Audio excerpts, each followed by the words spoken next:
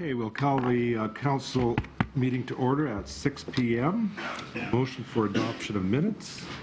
Resolved that the minutes of the regular meeting of council held at City Hall on Monday, April 11th, 2016 be adopted as circulated.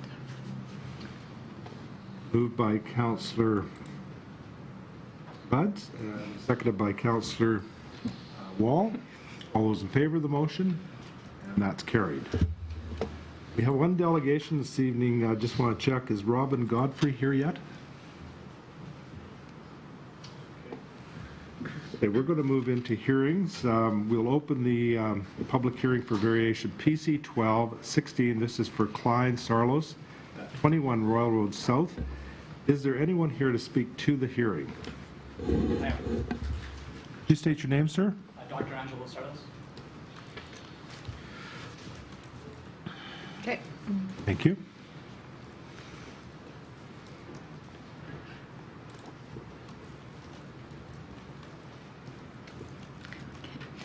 Resolved that the public hearing for variation PC 12-16 Klein Sarlos 21 Royal Road South now be closed, and I so move. Moved by Councillor Dreger, by Councillor Fraze. All those in favor? And that's carried. The application here is made by Kristen Klein, and she is applying for a variation order for the maximum sign size to be increased from 9 square meters to 14.86 square meters. This building is just to the south of us here, so it's in a central commercial zone. The application has been circulated to various city departments with no concerns, and public notices have also been sent to all property owners within a 100-meter radius.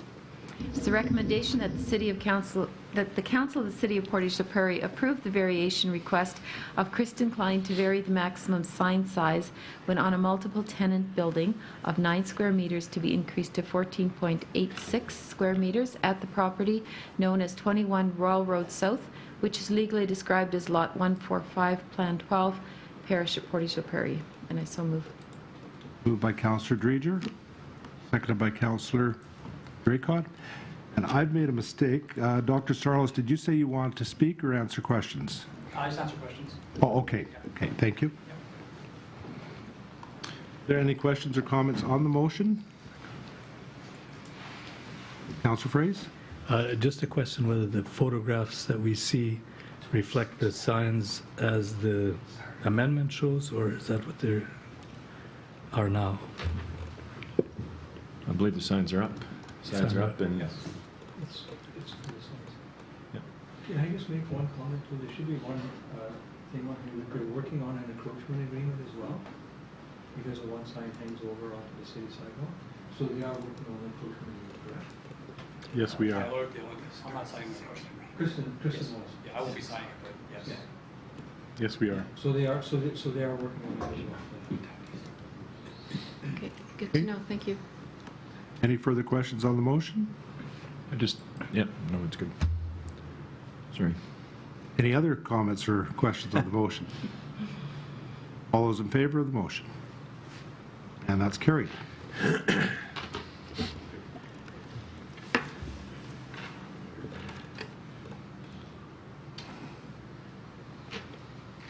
Concludes hearings. We'll move into committees. Councillor Buds, Finance, Legislative, Property Committee. I have some business and new business, but nothing to report in my committee report. Okay, thank you, Councillor Buds. City Planning, Economic Development. Councillor Dreger. Thank you, Your Worship.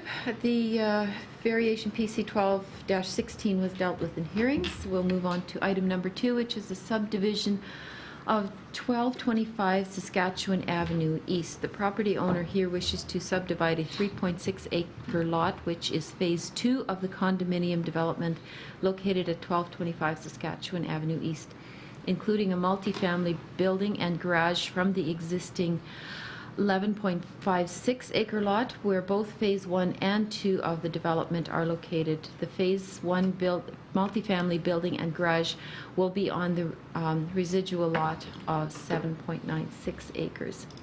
The subdivision is being requested to accurately identify the ownership of the common element tied to the titles for phase 1 and 2 of the condominium development. There There's some comments there from the development plan which speak to this situation.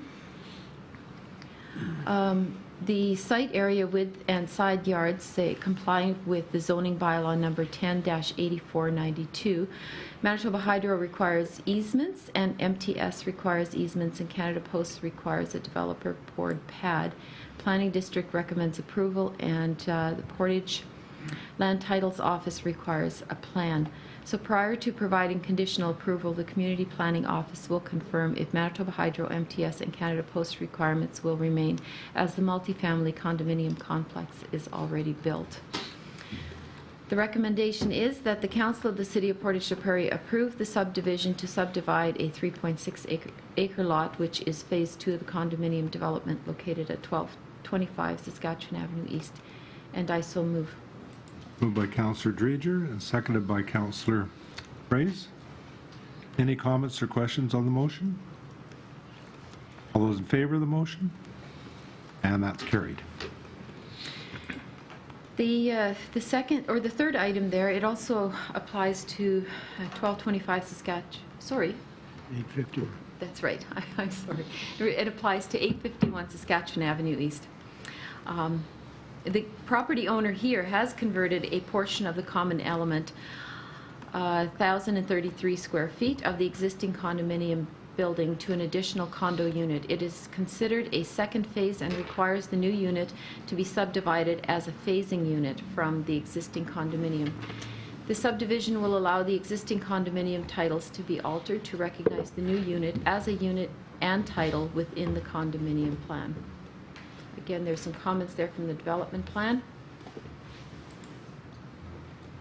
And the proposed subdivision generally conforms with the development plan. The subdivision does not substantially alter the existing approvals under the zoning bylaw number 10-8492. Manitoba Hydro requires easements and MTS requires easements. Canada Post requires a developer poured pad and the Planning District recommends approval.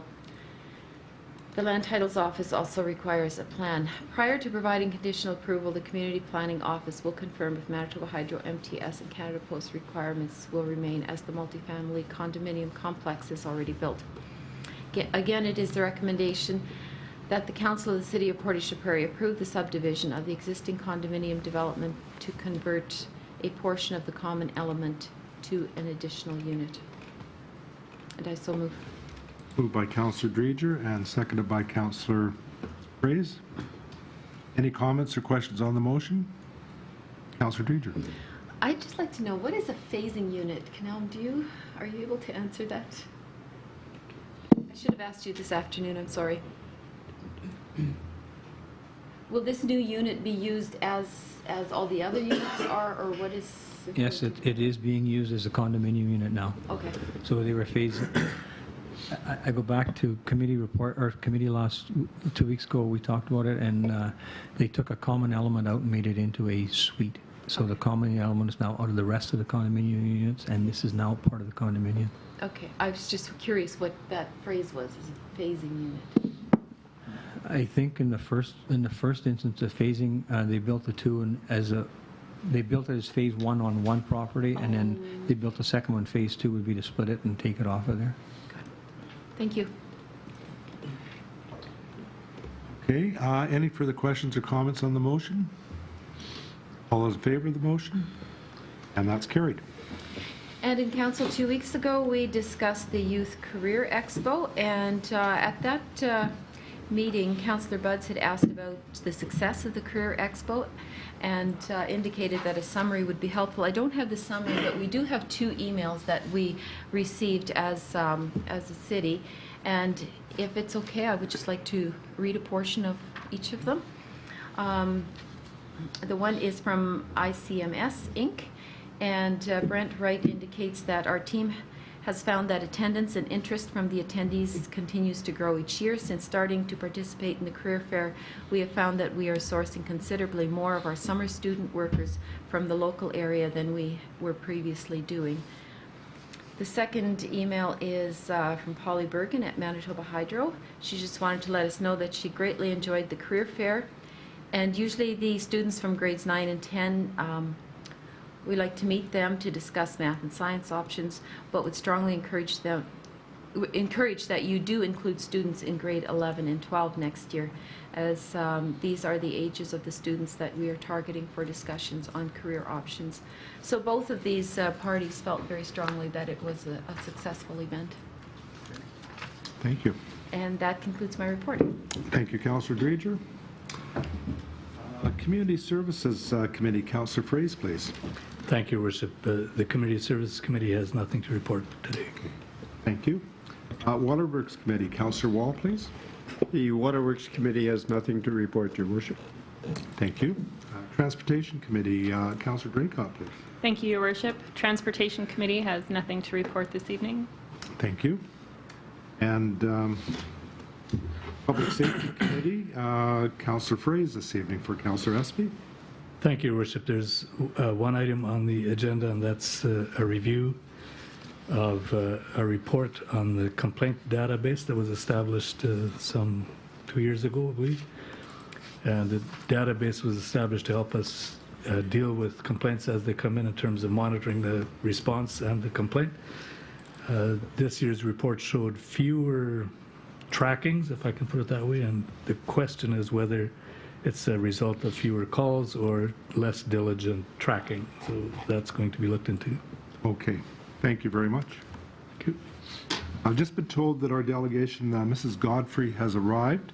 Normally we'd have delegations at the beginning of council. We're going to move it before we adjourn, so it'll be a few more minutes. We'll go through the new business, and then we'll give you the floor. We want to hear from you tonight, okay? Okay. We have no deferred business. However, we do have some new business. Councillor Buds, please. Thank you. The bylaw that I'll be giving first reading to or presenting for first reading is our tax levy bylaw. And as you know, this is a part of our process when we set our capital budgets, or sorry, our operating budget and our capital plan. We also have to set our mill rate and taxation levels. So City Council adopted the 2016 budget for the City of Portage Prairie on January 11th. The tax bylaw is comprised of that budget in the financial plan and sets the mill rates needed to raise the tax dollars. The 10-year capital plan also makes up part of our financial plan, but as you know, our 10-year capital plan does not incorporate increases in taxation. So our budget estimates and relies on $11,226,258 in property taxes, including special local improvement taxes, to meet all the expenditures and not recovered by other revenues. The mill rate is based on the budgeted amount of tax dollars a municipality requires to meet its obligations in 2016. And that total tax dollar requirement is spread over the entire assessment base for the city. The 2016 municipal tax rate is $20.762 for every 1,000 of the assessed portion that is subject to taxation, and that is, as we expected, a reduction in our mill rate. We also know, or you also know, that we collect education levies, and we remit those, and the school board has completed their deliberations and have set their budget. It's part of our mandate as a municipal corporation, as mentioned, to collect school taxes on behalf of the school board. The city's website contains our 2016 financial plan, as well as the tax impact calculator for taxpayers to calculate the increase or decrease that will take place on the 2016 tax bill. The deadline has not changed. It is July, end of July this year, which will be noted on the tax bills and advertised in the paper and on the website. We've also gone through the comprehensive task of going through our 10-year debt management plan. It does include our spending, and plan outlays the capital expenditure over the next 10 years. Now that's both on our general fund as well as our utility fund. So that's encompassing 2017 to 2026 with their impact on their operating funds, reserves, and debt. As mentioned, the 10-year plan does not include any tax increases for capital projects. So item of note here that the maximum debt level for the city currently is $32.8 million, and our administration is in preparing these plans. There is some concern with regards to the dependency of issued debt to fund our capital plans, and much of that is we presented that we are entering into those debt instruments because of a lot of uncertainty as it relates to the massive infrastructure that will be undertaken in our wastewater nutrient removal project. So as we get closer to ascertaining the actual sources of funds through multiple layers of government, it is not anticipated that this will be an issue, and I know that there will be a degree of greater comfort in knowing that we're getting funding from other sources. Having said that, there will be more debt issued by our city over the coming years to deal with this.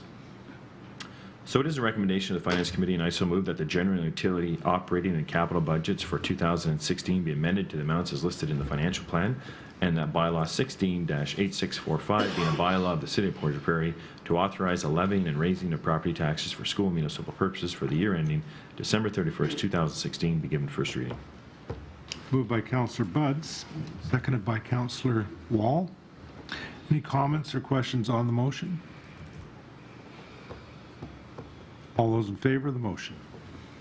And that's carried.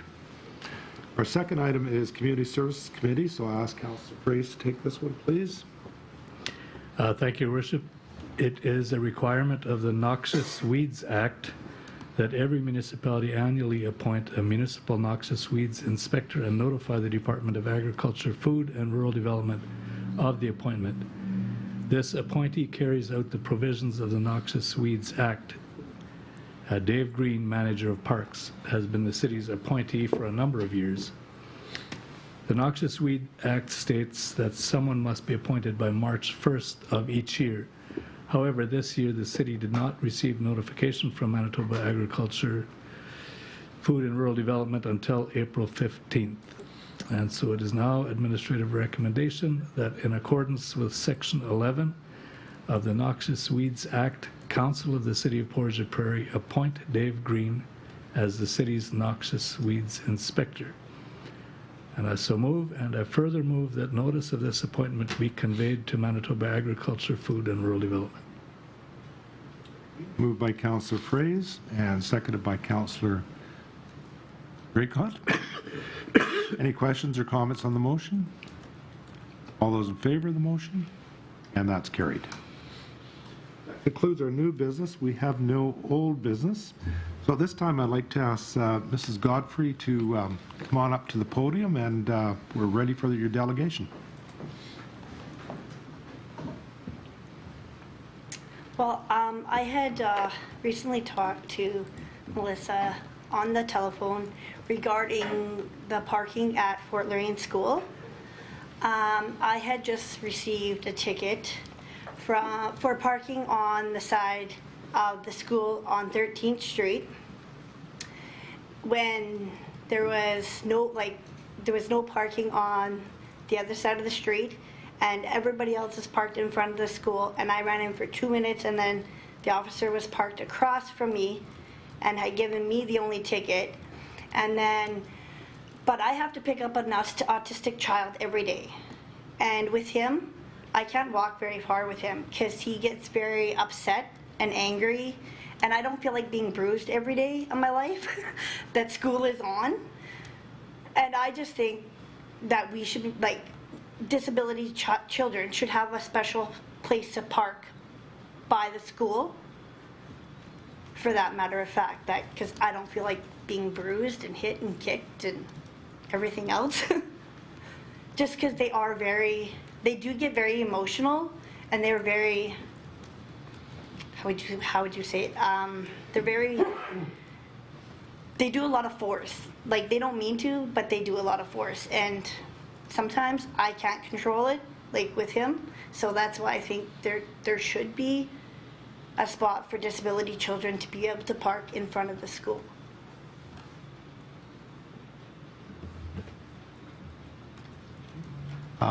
Did members of council have questions for Mrs. Godfrey? What is the policy at other schools? Is there signs up for? I don't know. I know at the one school they have like a bus loop kind of thing for Crescent View School, and then at Arthur Mean there's no signs there. You can just drop your kids off wherever. And then at Yellow Quill there's that one space where you can drop the kids off. And this was at lunchtime that it happened to me, and there's like no buses that run from after 9 o'clock in the morning till 3:30 in the afternoon that picks up kids. So I have a question. So all the spaces in front of the school were taken up by other parents? Yes. Okay, and that's an approved parking area. That's drop-off area? Yes. Okay. Councillor Freeze? I kind of have a two-part question. One is, does the school have handicap parking spots, and would that be an appropriate use? Would you be able to get a, Not, Tag? as far as I seen, there was no handicap spots, like, well, there aren't to be any, packed, no. but is that something you would be able to get? Is that handicap? Well, that's what I would like to try and get, is somewhere where, like, a handicapped person can park, so that there's not a big distance that I have to walk with him. Because I'm assuming that you would have the same issue other places that you need to park at the mall Yeah, or wherever. yes. Was there a second part to that question, or that's it? I think I asked both parts. Okay. One is, does the school have handicapped spot? And second part would be, is that an appropriate, would that be an appropriate use for this lady to use? Okay. Councillor Buds?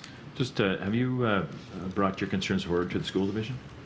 Yes, actually, Mr. McKenzie had seen that I was getting the ticket, and he thought that it was already progressed, that we could park on that site because they were going to move the buses to Gigot and let the parents pick up and drop off on 13th Street, and they were going to move the buses to Gigot. Yeah, and if I remember correctly, council did approve some bylaw amendment to deal with that situation, but I think, at least from our perspective, maybe administration reached out to the school division to see if they have a recommendation or some type of where they stand on the issue would benefit council, not only for Fort Lorraine, but for all schools.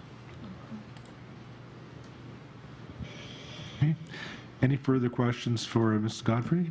Just a comment, if I could. Thanks for coming out this evening, Thank you. Ms. Godfrey. I'm sure that you're not the only parent that has this same issue, and if we don't have any sort of disabled parking around any of the schools, then perhaps that is something that we need to look at or work with the school division to see if it's something we can implement within their parking spaces already. So it's difficult for us to address anything unless people do bring it to council. So thank you this evening for coming in. Thank you. And our administration will be talking with the school division, and we can get your contact information through Councillor Draycott, I'm assuming? Sure. Okay. Thank you very much for coming out this evening. Thank you.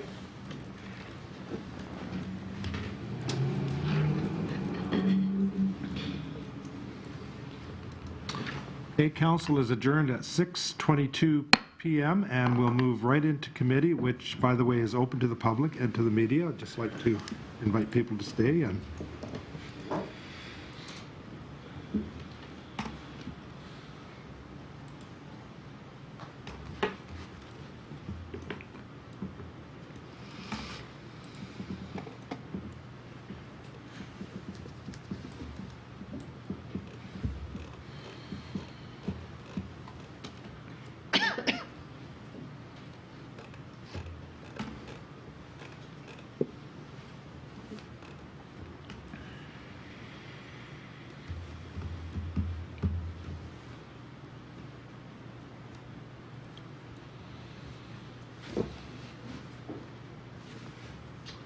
okay, Finance and Legislative and Property Committee, Councillor Buds.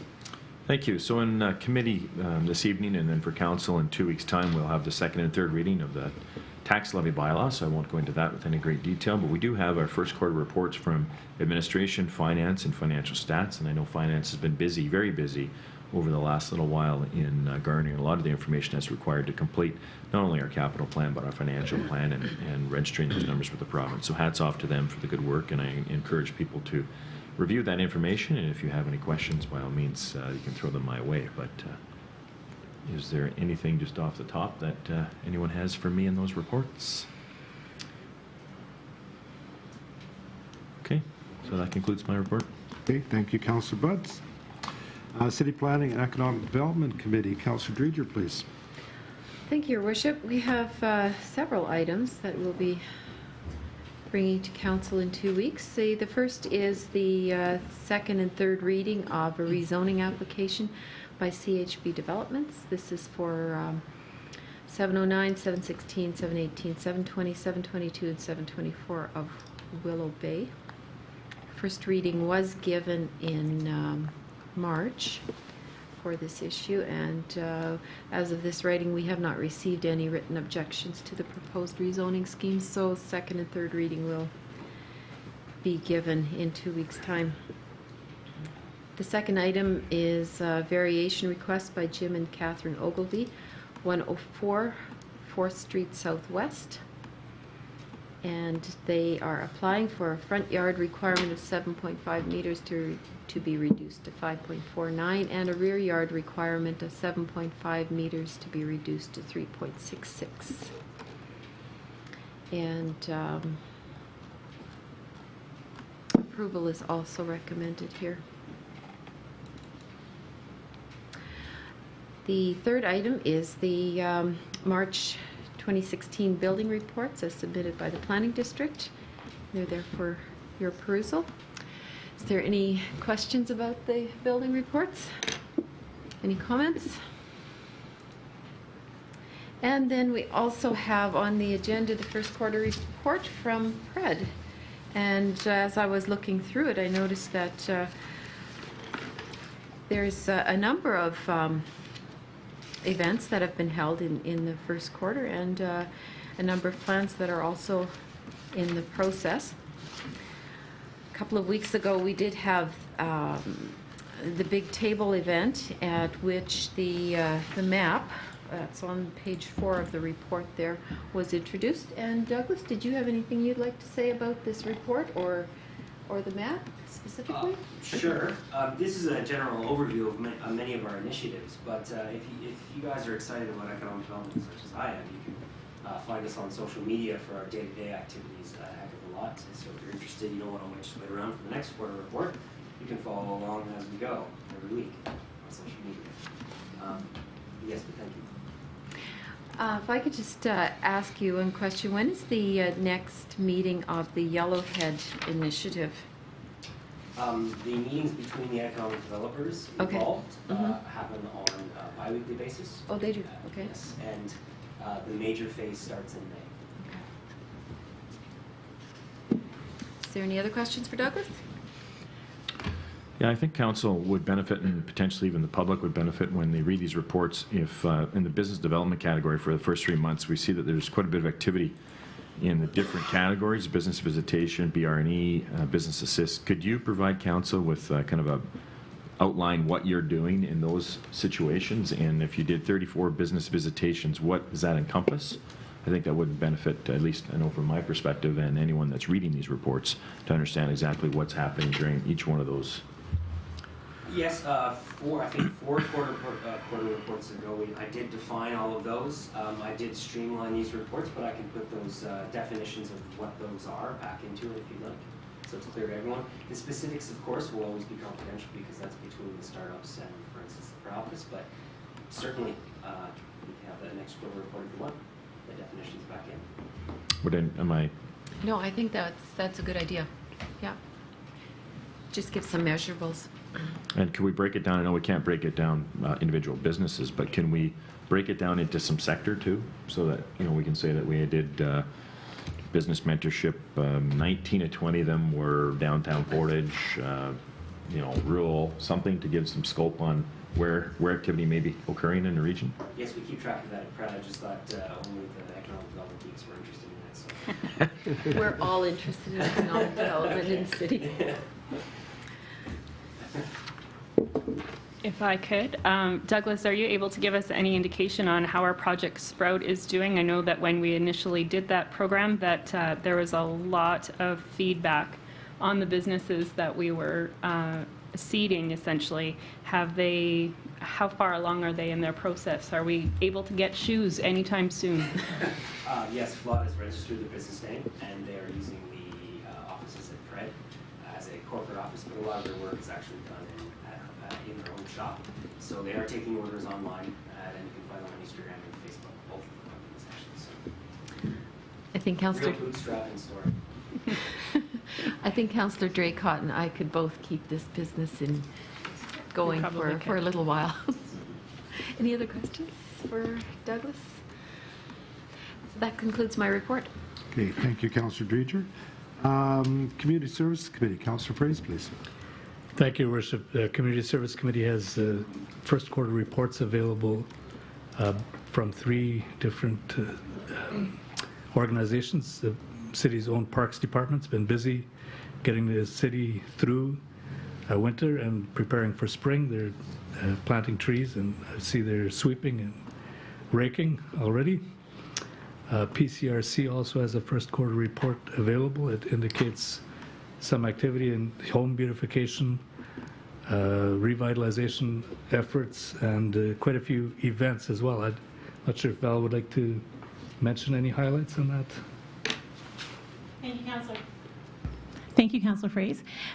Yes, we wrapped up the home beautification granting program from last year, as well as the revitalized Portage grants, and both of those granting programs have opened again for this year. And we've been very pleased with the response and interest from citizens in the community for both of those.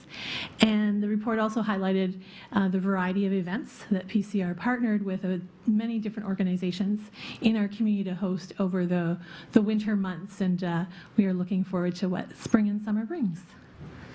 Thank you, Val. The third report that's available for you is the Youth Councillor's Report, and Councillor Hillman is here. And when I read his report, I was quite impressed with the level of activity he maintains and the number of different initiatives he's been involved in. And I'd ask Councillor Hillman if you'd like to highlight any of them. Thank you, Councillor Fraze. So as Councillor Fraze mentioned, I did have quite a bit of activities on there. At the start of January, there was 2 big highlights. The first was, as I'm sure you're familiar with, Councillor Fraze, the COPP program has entered the high schools, and we recruited 1 PCI high school student into the program. As far as I know, he's currently finishing up the training process, and he's enjoying it quite a bit, so that was a big win. And I believe that we were one of the first in Manitoba to do that. So that was a great big accomplishment. Another thing that I did in the month of January was I held an interest meeting with numerous organizations around the city of Portage about a possible skate park in Portage La Prairie. And moving into February, I had numerous meetings with West Park School and the Portage School Division, and I also took part in the Louis Riel Day activities with the PRA and the Friendship Center, among others. The city provided lots of Tim Hortons treats, and those ran out pretty quickly. We had to go back for coffee not even halfway through. So that was another success. Moving into March, I had the pleasure to assist Stantec with the 15-year Community Development Plan survey at the high school. We surveyed exactly 70 individuals, so we really got a good perspective on what the youth thought of Portage La Prairie and where it should go. Thank you, Councillor Hillman. And that would conclude my report. Thank you, Councillor Fraze. Waterworks Committee, Councillor Wall, please. Yes, Your Worship. We have some interesting reading for you in the first quarter reports from the Waterworks group, the Water Pollution Control Facility and the Water Treatment Plant, as well as the Water Pollution Control Facility annual report. I'd just like to mention that once these are adopted by Council, these reports will be on the city website for anyone who cares to look at them. And that's all I have to report. Thank you, Councillor Wall.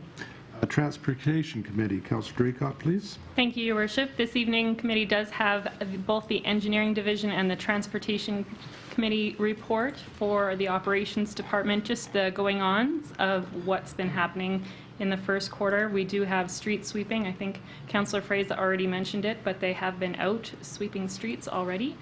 Good start on that, and with the end of the snow fence removals are coming down, as well as temporary pothole repairs have been done in the month of March. So we will be able to see more pothole repairs go forward as the frost finally comes out of the ground and we get ready for the summer months. So.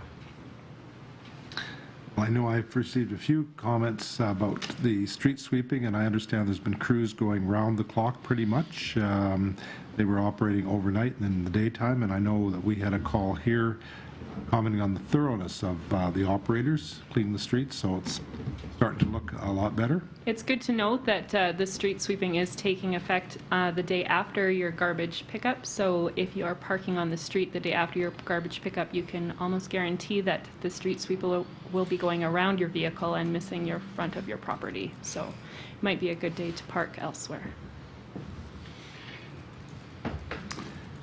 Thank you, Councillor Draycott. Public Safety Committee, Councillor Fraze, please. Thank you, Worship. Again, first quarter reports are available from the Fire Department, the RCMP, and from bylaw enforcement people. Fire Department reports show a number of calls that is pretty consistent with the previous year, and quite a few training initiatives as well. So I'm not sure if Chief Carpenter would like to comment on that. Just like you said, hello, call numbers are roughly the same as last. One thing I'd like to point out is the unfortunate accident in Austin. Our members, quite a few of our members went and assisted with the search over the 4 or 5 day period, and that was all done volunteered on their own time, and is appreciated, as many other people did, but our group did step forward and help it out. We have a BORMAD mutual aid ground search and rescue team, and we have 6 of our members are on that team currently. So the agreement is when something like that happens, we allow members to go off shift if we have the sufficient manpower. Otherwise, they'll volunteer their own time. So, again, just like to let you know that it is appreciated that these guys are doing that. Thank you, Chief Carpenter. As far as the RCMP report is concerned, again, numbers I think fairly consistent. If Commanding Officer Rick Head would like to comment on that. Yeah, we our numbers have stayed fairly consistent over the past 3 years, really. We did see a little bit of a spike for a while in Brinket Enters, as everybody knows, but we seem to have gained a win on that, and some of the involved people were incarcerated, and we kind of broke that up a little bit. We've been very busy, as you know, as the Chief mentioned. The search was monumental up there, and it took a large amount of our manpower and our time in supplying people for that tragic end, as everyone knows. But everybody worked hard and pulled together, and it was I've never seen anything like it. I was very impressed with the crowds of volunteers that we had come to that. It's the biggest search I've ever seen. So. And of course, then we got busy. We had the shootings that occurred, as you all know and you're aware of, and so it's been a very busy month for us, and it's end of year for us as well. So, but I think we're over the hump right now. So we're praying and keeping our fingers crossed that we get into a good spring. We're not seeing any big spikes in anything just yet, but it's still a little cold. So we'll see what happens. Thank you, Officer. Councillor Budd, you had a question? Just in your report, Inspector, there is a very marked increase in traffic violations for the first quarter compared to the last couple reporting periods. Is there anything that translates into, or initiatives put on by the department? Slow down. It wasn't me. No, we have. The thing is with the RCMP, as you know, we're very transient. So we get people coming in with different strengths, and depending on officers that come in and their specific interests, sometimes some people are very interested in for instance, drug work, and we see spikes in our stats because we have some people that are very motivated. Right now, we've got a very, very strong traffic team, and they're doing a lot of work, a lot of cooperation with MPI. I know all this week they've been working on cell phone stuff within the city, people texting and or using their phones inappropriately, that kind of stuff. So yeah, there's been a huge increase for sure in what you're seeing with the stats there, but those are the reasons why. Okay. Yeah. Not because people are doing it more, but like I say, people. I have a few members now. I'm lucky I've got a good team there that are really watching for that stuff. So.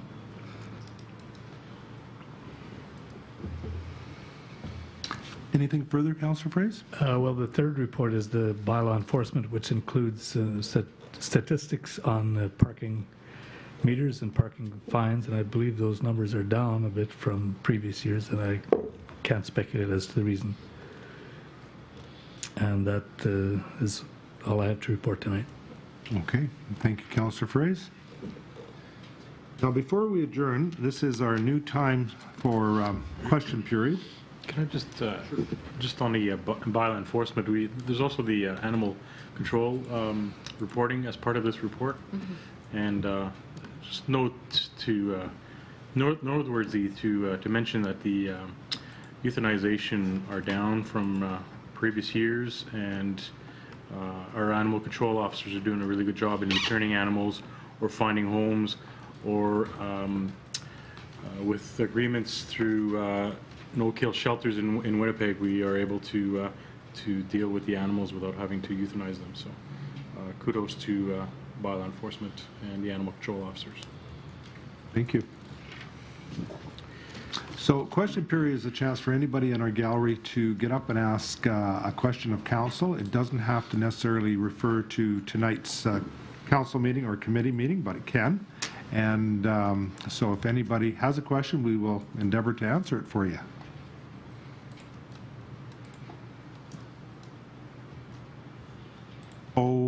Okay, I'm going to take that as no questions, although Brandon, you look like you had a question on your mind. Where are the droves of people that were coming with the change? Well, I don't know. They must have missed the next time, I guess. Okay, well, if there are no questions. We made it possible. There are no questions. Committee is adjourned at 6:41 p.m.